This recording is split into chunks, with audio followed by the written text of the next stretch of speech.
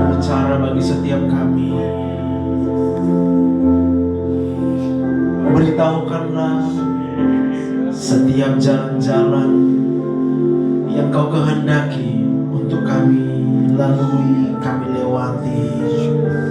Beritahukan kepada kami apabila ada hal-hal yang serong di dalam hati dan pikiran kami. Bukankah hati manusia begitu licik? Begitu banyak hal-hal yang mungkin tidak sesuai dengan apa yang Tuhan kehendaki. Di hari ini kami merendahkan diri kami di hadapan-Mu ya Tuhan. Engkaulah terang atas kehidupan kami, sehingga waktu Engkau menerangi kehidupan kami, Engkau menjadi pelita bagi langkah-langkah kami. Engkau beritahukan bagi kami Tuhan apa yang harus kami kerjakan. Dan kami berkata kepada-Mu Tuhan, kami mau melakukan segala sesuatu hanya yang Kau kehendaki dalam hidup kami. Terima kasih Bapa yang baik. Terima kasih Tuhan Yesus. Sekali lagi Tuhan, urapi setiap kami. Bukakan mata rohani kami, celingkan mata rohani kami, bukakan telinga rohani kami, sehingga kami dapat mendengar, kami dapat mengerti, dan kami dapat melakukan hanya oleh pertolongan daripada Roh Kudus apa yang menjadi kehendak-Mu dalam hidup kami. Terima kasih. Terima kasih Tuhan Yesus. Ini doa kami dalam nama Tuhan Yesus. Sama-sama kita berkata amin. Amin. Tangan kita lagi buat Tuhan kita. Alhamdulillah. Silakan untuk Bapak Ibu yang dikasih Tuhan. Shalom. Haleluya. Masih hidup ya? Kenapa kita masih hidup? Kenapa kita masih ada sampai dengan hari ini? Apakah karena kekuatan kita? Apakah karena orang baik buat kita? Apa karena kita punya uang? Apa karena kita tidak sakit, sehat? Nah, saya percaya jawaban kita seharusnya adalah hanya karena Tuhan. Karena kalau kita dengan jujur lalu kemudian merenungkan segala sesuatu yang kita inginkan tadi, kalaupun kita lihat orang lain memilikinya, ternyata hidup dan mati itu ditentukan oleh Tuhan. Bisa katakan amin? Nah, ada banyak di antara kita yang kemudian tidak bisa mengecap dan melihat betapa baiknya Tuhan. Kita sibuk mengecap dan melihat betapa tragisnya hidup.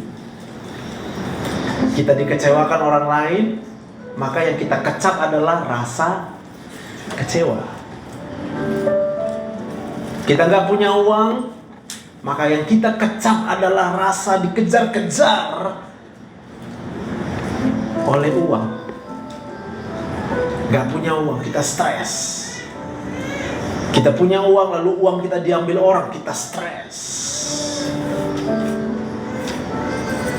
Orang yang mengecap hal yang menyakitkan dari orang lain, tiap hari sedih, tiap hari kecewa. Lalu datanglah bulan 12 Desember, ceria katanya. Lalu ini udah tanggal berapa? Tanggal 10. Entahlah, apa udah dapat belum ceria Desember? Saya berdoa semua udah ceria. Itu doaku. Tapi kenyataannya adalah Bapak Ibu yang tahu. Apa yang kita bawa di tanggal 10 bulan 12 ini? Apakah kita sudah membawa keceriaan hati, sukacita, damai sejahtera sampai dengan hari ini? Atau yang kita bawa setiap hari adalah hal-hal yang membuat kita kecewa kalau udah terjadi? Atau yang kita bawa adalah segala bentuk kekhawatiran? Yang punya anak khawatir dengan masa depan anak, yang belum punya rumah sendiri khawatir kapan aku punya rumah sendiri, yang rumahnya belum dibangun khawatir kapan aku bisa bangun rumah, yang dipikirkan gimana nanti lantainya supaya pakai granit. Keren. Nggak tahu dia. Orang zaman dulu lantai tanah lebih sehat. Nggak ada sakit rematik, Pak. Karena tanah itu agak lebih lembut dibandingkan granit. Lalu kita memimpikan supaya bisa berjalan di atas granit begitu. Ya sudah. Nanti satu hari kena sakit radang sendi, kesakitan juga, salah juga. Bukankah ada banyak hal-hal yang sedang kita alami dalam hidup ini dan itu membuat kita kecewa? Itu pertanyaannya. Dan kalau kita kecewa sampai dengan hari ini, berarti kita tidak merasakan damai sejahtera. Lalu kita akan berdoa setiap hari, berdoa, tapi yang kita lakukan adalah, Tuhan, aku mau damai sejahtera, aku mau kasih Tuhan. Seakan-akan damai sejahtera itu adalah suatu mujizat yang dilakukan Tuhan buat hidup kita. Tapi Natal ini, itu akan mengajarkan kepada kita bahwa damai sejahtera itu bukanlah mujizat. Damai sejahtera itu adalah hasil daripada perbuatan kita melakukan kehendak Tuhan dalam hidup ini. Maka kita akan memperoleh damai sejahtera. Bukan Tuhan kasih damai sejahtera, tapi kita tanya Tuhan, apa mau Tuhan? Lalu kita kerjakan. Maka waktu kita kerjakan itu, hadiahnya adalah damai sejahtera. Katakan amin. Baik, boleh tunjukkan slide saya. Nah, ini kita memasuki bulan 12 di mana tahun politik akan kita hadapi. Ya, saya percaya tema ini juga menjadi tema nasional tentang damai sejahtera. Kenapa? Karena kita akan berhadapan dengan konflik yang lebih banyak lagi. Konflik di rumah tangga. Suami pilih ini presidennya, istri pilih ini presidennya. Lalu tiap hari dibahas. Itu bagus, ini nggak bagus, itu bagus, ini nggak bagus. Terakhir berdebat. Kalau udah berdebat apa yang terjadi? Nggak mungkin makin cinta. Yang ada benci. Sampai-sampai nanti yang nggak harus diperdebatkan akhirnya diperdebatkan. Itulah kau kan? Makanya kau kayak gitu. Presiden pula itu.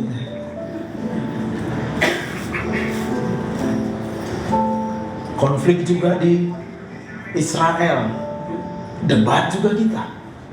Tiap hari debat. Bahkan mungkin ada orang yang akan membuli kita. Tapi hari ini saya percaya kalau kita tangkap firman Tuhan dan kita lakukan dalam hidup kita, apapun yang terjadi, ada damai sejahtera yang akan kita alami. Yang mau berikan tepuk tangan buat Tuhan. Apapun yang terjadi di dalam hidupku, selalu ku berkata, Tuhan Yesus baik dalam segala hal yang terjadi. Tetap ku berkata, Tuhan Yesus baik. Aku sembah, ku sembah, ku sembah.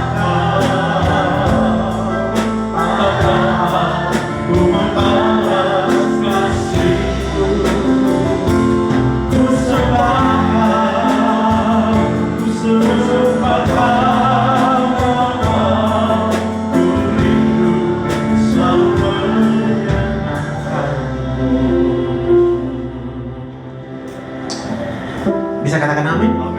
Iya, amin, amin, amin. Di mulut jangan amin, di hati beda ya. Sebab kita nyanyi, apapun yang terjadi dalam hidupku, tetap ku berkata Tuhan Yesus baik. Di mulut. Tapi dalam hati masih ada jengkel, masih bisa sedih, masih gampang kesal, masih gampang takut. Bapak Ibu dikasih Tuhan, bukankah kita sedang berbohong kepada Tuhan?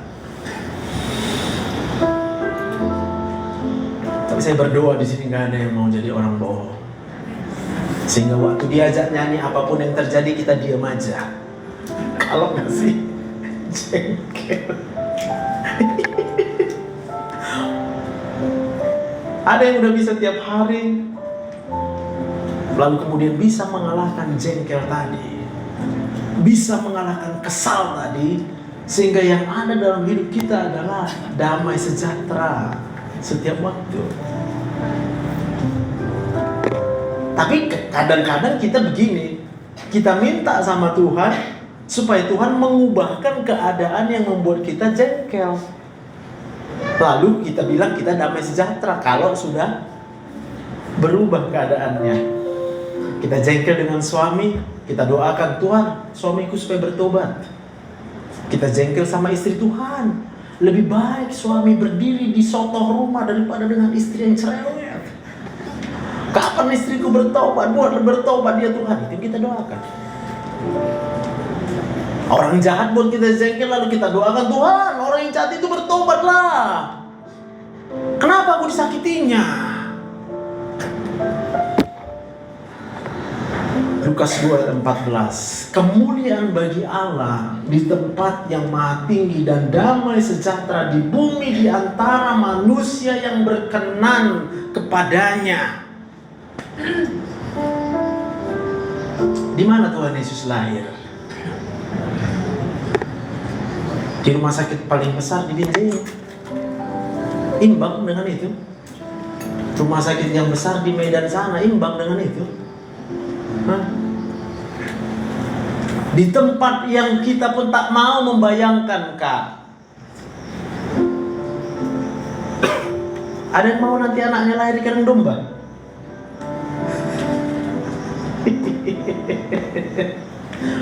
Ada yang mau nanti anaknya lahir dalam kemiskinan, sehingga hari ini kita takut miskin.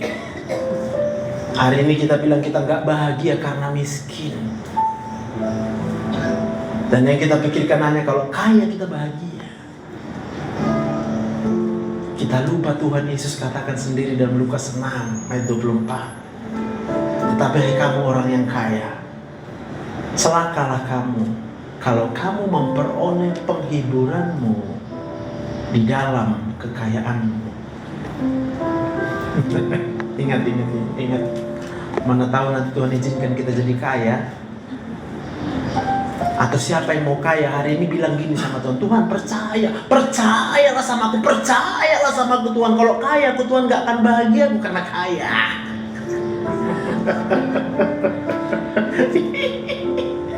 Yang senyum-senyum itu paham benar apa yang gue katakan. Katakan amin. Pasti Tuhan jawab doa kita, jadi kaya kita, percayalah.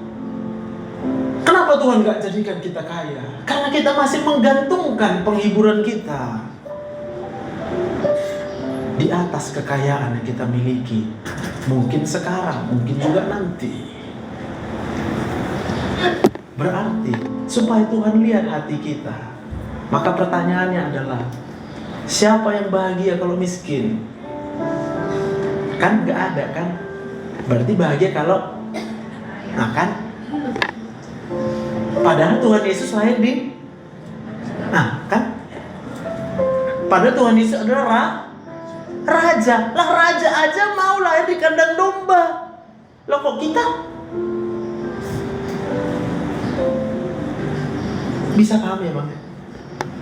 Raja lahir di kandang domba. Kok aku harus berpikir bagaimana bisa melahirkan nanti istriku di rumah sakit yang terkenal, supaya ketika orang datang agak bangga-bangga dikit lah. Hebat kau ya, bisa kau di sini melahirkannya nggak pakai BPJS kau rupanya ya.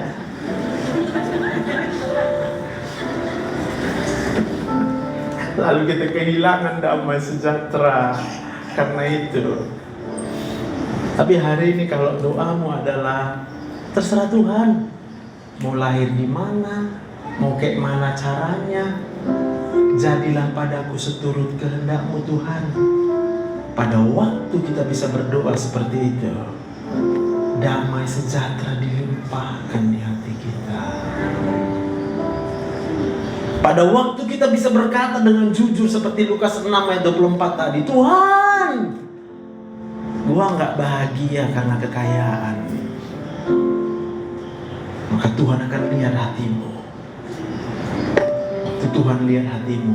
Apa yang tidak pernah kau pikirkan, tidak pernah kau lihat, tidak pernah kau dengar, semuanya. Ya tapi kan sekarang aku lagi banyak utang.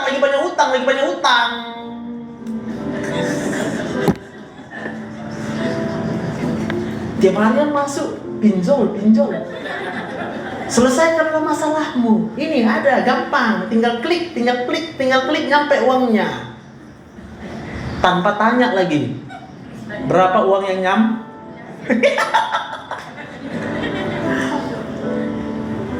Karena dikasih nanti banyak teks.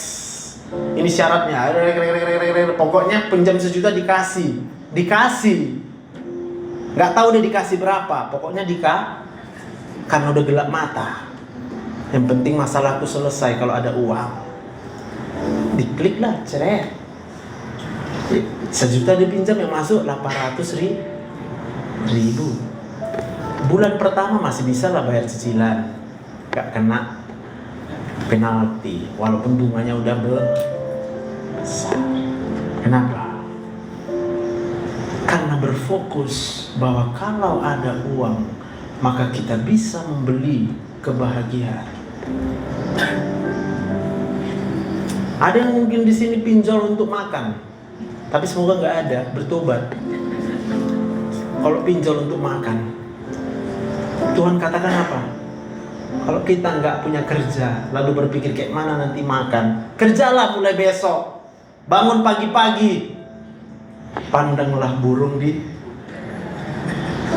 Waktu kita pandang burung di udara, nggak kerja burung itu ya, tapi diberi makan oleh Bapakku di sorga. Bukankah kita lebih daripada burung-burung di udara? Berikan tepuk tangan. Damai sejahtera kita kak pagi-pagi kalau lihat burung di udara. Jangan lihat HP, tanggal berapa, cicilan ini. Yang dilihat jualan tas baru, jualan baju baru, sepatu baru. Ngapain itu dilihat? Pandang burung di.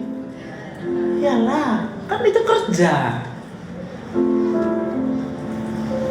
Mungkin ada yang kecewa kita hari ini belum dapat pekerjaan sampai hari ini. Kerjalah, pandanglah burung di. Baca terus ke bawah ayatnya. Orang yang cari makan, apa yang mau dimakan, apa yang mau diminum, sama dengan orang yang tidak mengenal Tuhan. Kita kenal Tuhan enggak? Lalu kita cari kerja. Apa yang kita cari kerja? Lakukanlah segala sesuatu seperti untuk Tuhan, bukan untuk manusia. Bisa apa? Punya tangan, pakailah tangannya untuk apa? Apa yang bisa buat tangan? Bersihkan rumahmu. Puji Tuhan, bersihkan rumah. Udah bersih rumah kita, tengok rumah tetangga, aku bantu ya. Kayak mana bayaran? Kok sama bayar? Aku bekerja untuk Tuhan. Bilang. Betul lah. Cuci baju kita sendiri. Udah kita cuci baju kita. Oh, siap. Tanya, ada baju kau belum dicuci? Biar aku cuci. Kenapa? Kau kayak mana nanti makan? Tenang kau di situ. Aku diberi makan oleh Bapa di sorga. Burung di udara tidak bekerja, diberi makan. Jangan tiap hari kehilangan damai sejahtera, hanya mikir kayak mana uangku.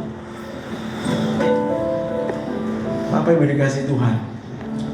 Firman Tuhan berkata, sebab akar daripada segala kejahatan adalah apa? Cinta. Oh, ada yang nggak suka uang di sini? Kan? Nggak ada. Semua suka? Iya.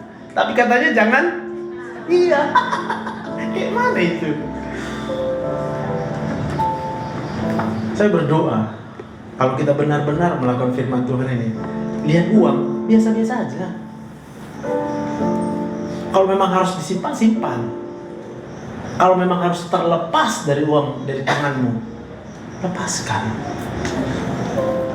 Sebab kalau kita hamba uang, berarti kita bekerja menjaga uang biar jangan ya. Berapa banyak kemudian ada banyak konflik, banyak masalah yang terjadi sebenarnya karena hepeng. Abang beradik karena hepeng warisan.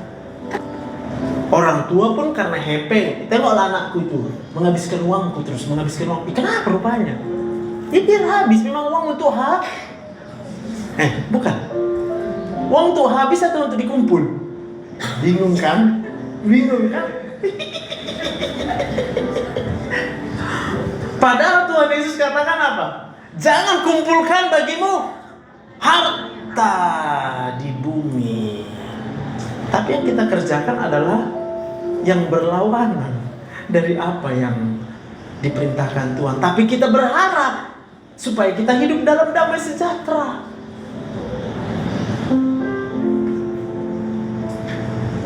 Suami istri pun konfliknya karena uang. Ada uang, abang disayang. Nggak ada uang, nggak usah pulang kamu. Lalu kemudian sang abang bertemu dengan wanita lain yang nggak pernah tanya soal uang. Sebab wanita lain itu tahu, jangan ditanya uang. Abang ini perlu disayang. Nanti kok udah disayang, dia pasti uang dah paham. Tapi kalau ibu di rumah, yang duluan ditanya uang.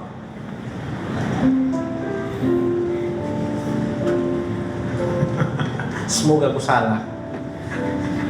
Tapi susah juga. Faktanya udah kutemukan begitu. Manusia kemudian kehilangan damai sejahtera. Kenapa? Karena dia pikir keadaan dia itulah yang mendatangkan damai sejahtera. Tunjukkan slide yang kedua. Ketiga. Yang ketiga, next. Makasih sudah dibagusi PowerPoint ya. Sip kan? Itu dia. Apa ini? Kandang domba. Apa yang terjadi di kandang domba? Melahirkan di situ si Maria. Melahirkan. Kira-kira kalau kita seperti ini di kandang domba melahirkan, kayak mana lah coba perasaan kita? Yang datang pun kurasa ngamuk. Gila kurasa kalian dong aku sini melihat anakmu lahir di kandang domba.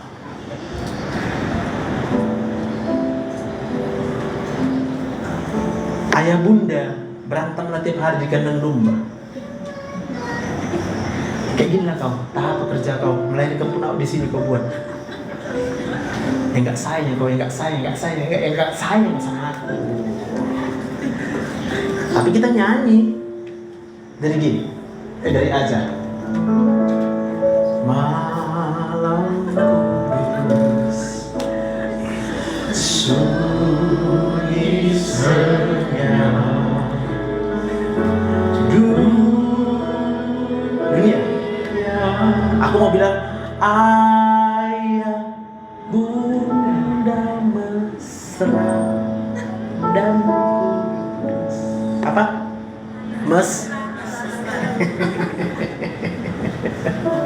Siapa yang suami istri datang?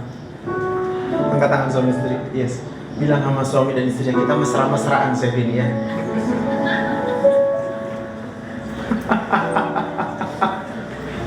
Tapi kita sedang berada di bawah pengaruh. Biasalah kalau suami istri itu cekcok-cekcok dikit lah.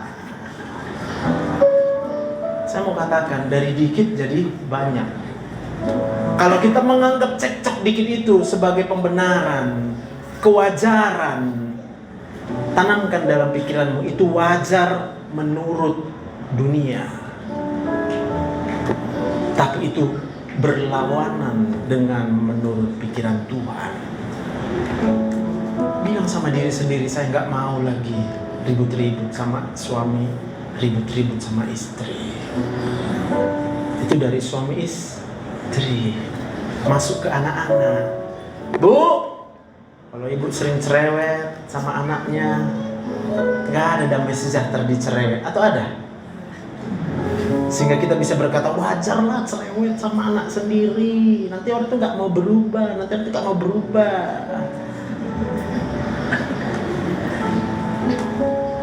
Tanya sama diri sendiri, ada damai sejahtera di cerewet itu?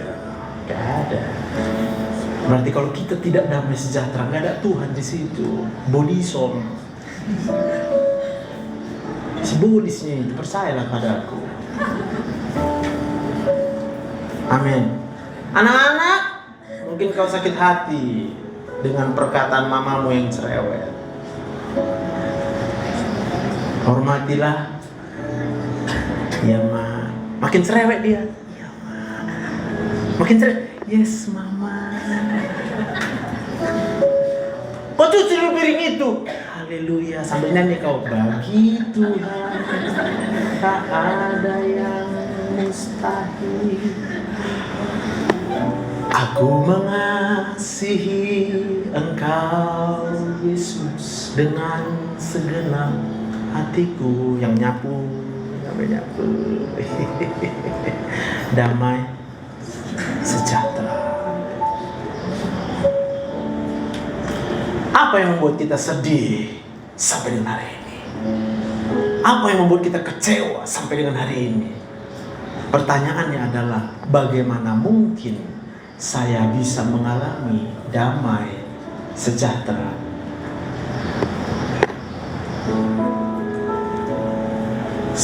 Dua slide dari yang tadi Pak, nomor 5. Terakhir, ini penutup. Hari ini kita mengalami banyak hal yang akan mencuri damai sejahtera dari hidup kita, tapi kita mau belajar dari Maria. Ketika Maria harus berhadapan dengan keadaan yang sangat menyakitkan buat dia. Yang pertama, Maria harus mengandung padahal tidak ada status suami. Itu bisa penuh dengan ketakutan pikirannya. Sebab pada waktu itu, siapapun yang hamil di luar nikah berarti dianggap berzina. Siapapun yang berzina berpotensi kalau ketahuan, maka dia akan dihukum mati, dilempar batu sampai mati. Dan sebelum hamil Inang, ditanya dulunya sama malaikat, Maria, gini Maria, jadi kan kau kan akan melahirkan. Maria bingung, gimana aku melahirkan, suami pun gak ada, gawat kali. Kurasa kalau kita pasti kita bilang dia udah gila kan? Pasti kita pilih, udahlah sama ho. Gak adanya pikiranmu itu. Yang kedua, ketika dia sudah hamil, tiba-tiba datang berita, semua yang hamil akan dibunuh. Pergi lari ke Mesir, jalan kaki ke Mesir. Lagi hamil, lagi mual-mualnya. Cuman nggak mual, coba uang nggak ada. Coba ada uang kan nggak dikandang domba orang itu melahirkan. Bisa dibangun rumah sama si Yusuf. Inilah kau, uang pun nggak ada, kau kan kayak gila nasib kita, biar kau tahu ya, tak apalah maksud kau ini sekarang. Bagus pengkos ada di hidupku. Kita bilang gitu sama orang yang mengecewakan buat kita. Tapi lalu kemudian ya udahlah, jalan kita jalan. Lalu tiba-tiba pulang, balik. Oke, balik. Berharap ada tempat untuk melahirkan. Ketuk pintu, gak ada. Ketuk pintu, tak ada. Kenapa? Karena sudah tersebar kabar akan terjadi pembunuhan untuk setiap bayi yang dilahirkan. Semua akan menolak. Maria mau marah. Ya udah, kalau nggak ada, jalan lagi kita mas. Sampailah ada satu rumah sana di belakang, kandang domba. Kurasa kalau kita jadi Maria, memang nggak ada letaknya gitu. Tega kali kau sama aku, kau suruh aku melahirkan di kandang domba. Kita bilang gini sama orang yang jahat. Tiga kali kau jahat kali kau sama kau jahat kali, kau jahat kali.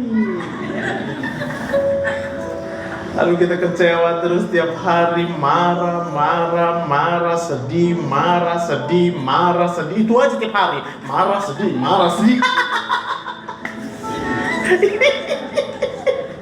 Sampai nggak tahu lagi kayak mana mau ketawa. Sampai ya, lihat aku ketawa pun sakit hati dia. Lalu keluarlah bicaranya, karena nggak kau yang merasakan. Ketawa lagi aku. Amin. Amin. Masih ada yang sedih ku tengok.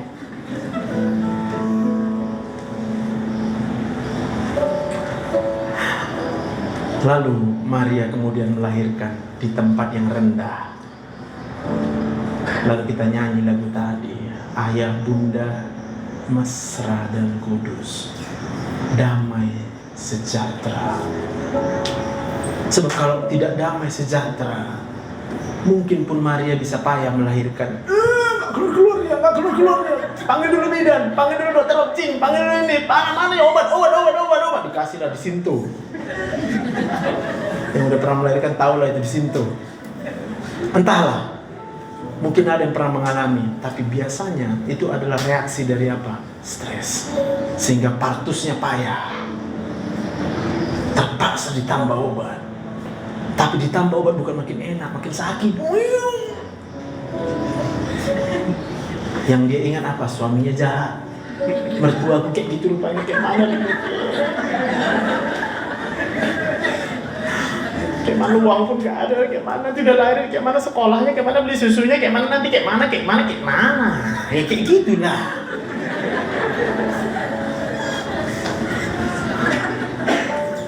Paham? Tapi Maria kemudian berkata, kata Maria, sesungguhnya aku ini adalah hamba Tuhan. Jadilah padaku menurut perkataanmu itu. Mau kita berkata kepada Tuhan atas keadaan yang sedang kita alami. Aku hamba Tuhan. Masakan aku suruh Tuhan kerja? Iya kan? Kita suruh Tuhan kerja kan? Tuhan carikan jodoh, tukang cari jodoh Tuhan. Tuhan kasih anak, tukang buat anak Tuhan. Tuhan kasih uang, nah jadi bank. Belum lagi kita bilang Tuhan sebagai pembela. Itu Tuhan yang jahat sama aku, Tuhan ini bertobat dia. Kita suruh Tuhan mentobatkan dia. Tuhan sebagai tempat curhat. Tuhan, sakit kali ku rasa hatiku ini Tuhan. Coba, kalau kayak gitu doa Maria, gak lari-lari Tuhan Yesus. Bisa bayangkan gak? Keguguran dia. Sibuk curhat, bercerita sama Tuhan, sakit kali sambil jalan ke Mesir lagi kali. Udahlah, gugur. Tapi sampai pada akhirnya jauh daripada harapan, jauh daripada pemikiran manusia, sekalipun dia disakiti, ditolak, jadilah padaku seturut kehendak-Mu Tuhan. Maka pada waktu lahirnya Tuhan Yesus, dinyatakanlah malaikat itu datang dan kemudian berkata, kemuliaan bagi Allah di tempat yang maha tinggi, damai sejahtera di antara manusia yang berkenan kepadanya. Apa yang kita kejar hari ini? Kalau bukan Tuhan yang kita kejar, bukan damai sejahtera yang kita dapatkan. Tapi kalau kita mengejar Tuhan, kita berkata, aku hamba Tuhan, jadilah padaku menurut kehendak-Mu. Gak punya kerja tadi? Lihat, burung. Hilang uangnya? Haleluya. Ya kan?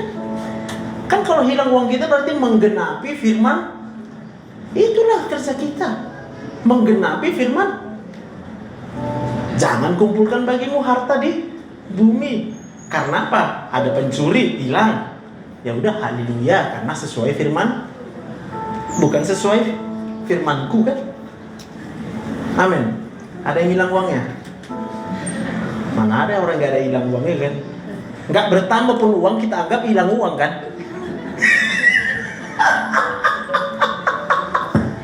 Boro-boro berkurang rekening nang, gak bertambah rekening, marah kita. Kok gak nambah-nambah uang ini?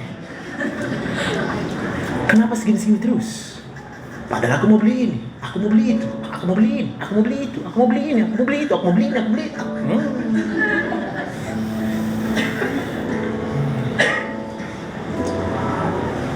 Biar Natal ini membawa pertobatan buat kita. Maka pada waktu kita menjadi pelaku-pelaku firman, nama Tuhan akan dipermuliakan. Kota Binjai itu akan memuliakan nama Tuhan. Amen. Jadikanlah dia raja di hidup kita. Tapi jangan kita raja besar, dia raja kecil. Dia raja shalom. Amin. Raja damai sejahtera. Kenapa disebut dia raja damai sejahtera? Karena waktu Tuhan Yesus disakiti, dia tidak membalas yang jahat. Kenapa dia raja shalom? Karena waktu dia disakiti, dia tetap rela berkorban untuk orang yang jahat kepada dia. Kenapa dia raja shalom? Karena dia berkata, hidupku adalah untuk melakukan kehendak Bapakku.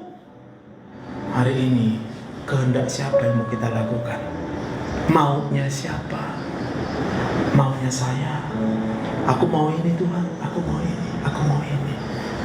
Lalu kita rela membiarkan Tuhan Yesus lahir di kandang domba. Tapi ketika ditanya sama kita, berapa banyak kita yang mau melahirkan di kandang domba? Kita nggak mau angkat tangan.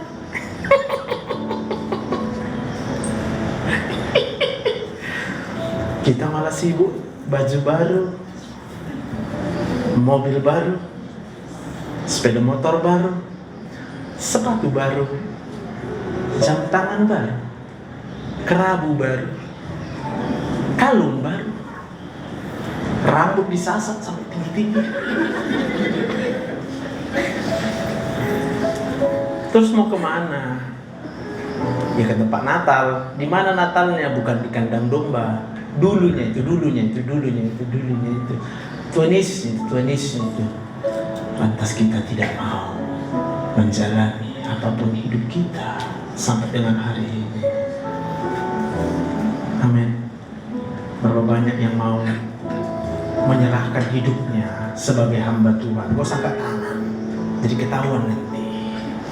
Dalam hatimu berkata dengan rendah hati, Tuhan, aku hamba Tuhan, jadilah padaku menurut kehendak-Mu. Gak usah cerita-cerita lagi sama Tuhan apapun yang terjadi. Bukankah Tuhan melihat? Bukankah Tuhan mendengar? Bukankah Tuhan punya tangan? Kalau dia mau tolong, dia pasti tolong.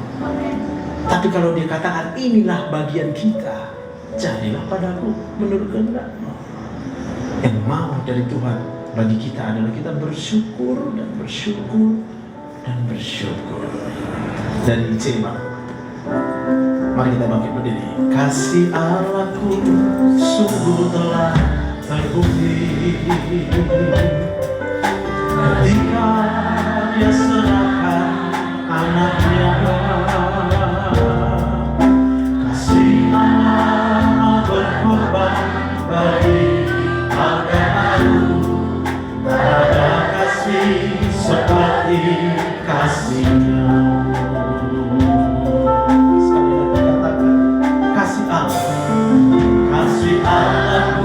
Sungguh telah terbukti. Tuhan, terima kasih. Ketika Dia serahkan anaknya. Kami bersyukur untuk segala berkorban bagi Kau dan aku. Kami mungkin dikecewakan, kami mungkin disakiti, tapi kami mau bersyukur. Bersyukur.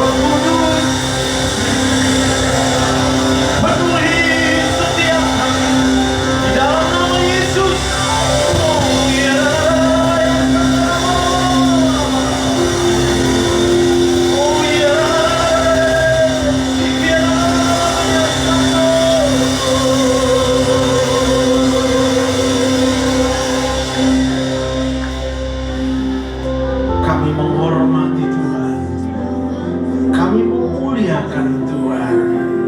Dengan apa? Dengan kami menjalani hidup kami dengan penuh ucapan syukur kepada Tuhan. Kami tidak memerintahkan Tuhan.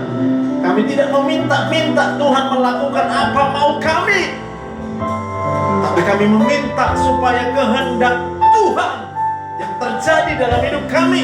Kami meminta supaya Tuhan menyatakan apa keinginan-Mu buat kami, Tuhan. Walaupun hari ini kami melewati begitu banyak masalah dan persoalan, kami melewati begitu banyak kekecewaan, orang-orang boleh menyakiti kami, orang-orang boleh merendahkan kami, tapi kami berkata, kami akan ampuni. Sebab Tuhan terlebih dahulu mengampuni. Orang yang tidak mau mengampuni adalah orang yang tidak menghormati Tuhan. Jangan sebut dia sebagai raja. Dia Raja Shalom. Kalau Raja Shalom adalah orang pribadi yang mau memberikan pengampunan, mengapa saya tidak mau mengampuni orang lain? Terima kasih Tuhan. Hamba-Mu selesai berbicara. Di Roh Kudus, Kau tetap berkuasa dalam hidup kami. Dalam nama Tuhan Yesus, kami berdoa dan bersyukur. Haleluya. Amin.